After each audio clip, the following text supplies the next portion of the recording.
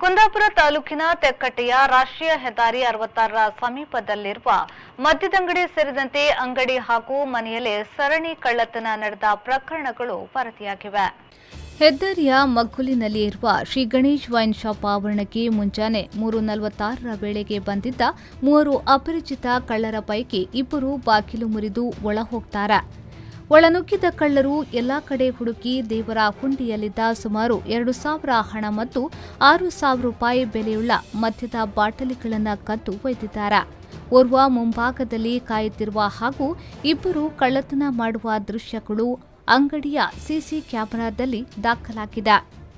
ತೆಕ್ಕಟ್ಟೆ ಮಲ್ಯಾಡಿ ರಸ್ತೆಯಲ್ಲಿನ ಸಂತೋಷ್ ಶೆಟ್ಟಿ ಎಂಬುವರಿಗೆ ಸೇರಿದ ದಿನಸಿ ಅಂಗಡಿಯಲ್ಲಿನ ಮುಂಭಾಗದ ರೋಲಿಂಗ್ ಶಟರ್ ಬೀಗ ಒಡೆದು ಒಳನುಗ್ಗಿರುವ ಕಳ್ಳರು ಅಂಗಡಿಯ ಯಾವುದೇ ವಸ್ತುಗಳನ್ನು ಮುಟ್ಟದೆ ಕೇವಲ ಕ್ಯಾಶ್ ಪೆಟ್ಟಿಗೆಯಲ್ಲಿನ 2,000 ರೂಪಾಯಿ ಹಣವನ್ನು ದೋಚಿದ್ದಾರೆ.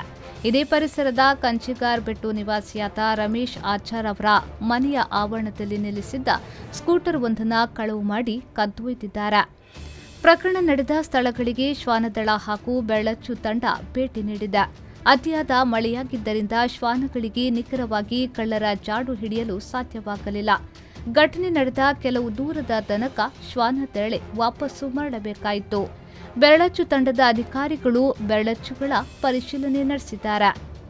ಘಟನಾ ಸ್ಥಳಕ್ಕೆ ಉಡುಪಿ ಪೊಲೀಸ್ ಉಪವಿಭಾಗದ ಡಿವೈಎಸ್ಪಿ ಪ್ರಭು ಡಿಟಿ, ಬ್ರಹ್ಮಾವರ ವೃತ್ತ ನಿರೀಕ್ಷಕ ಪಿಎಂ ದಿವಾಕರ್ ಹಾಗೂ ಸಿಬ್ಬಂದಿಗಳು ಭೇಟಿ ನೀಡಿ ಪರಿಶೀಲನೆ ನಡೆಸಿ ತನಿಖೆ ಮುಂದುವರೆಸಿದ್ದಾರೆ. ಶ್ರೀಕಾಂತ್ ಹೆಮ್ಮಾಡಿ, ವಿ4 ನ್ಯೂಸ್, ಕುಂದಾಪುರ.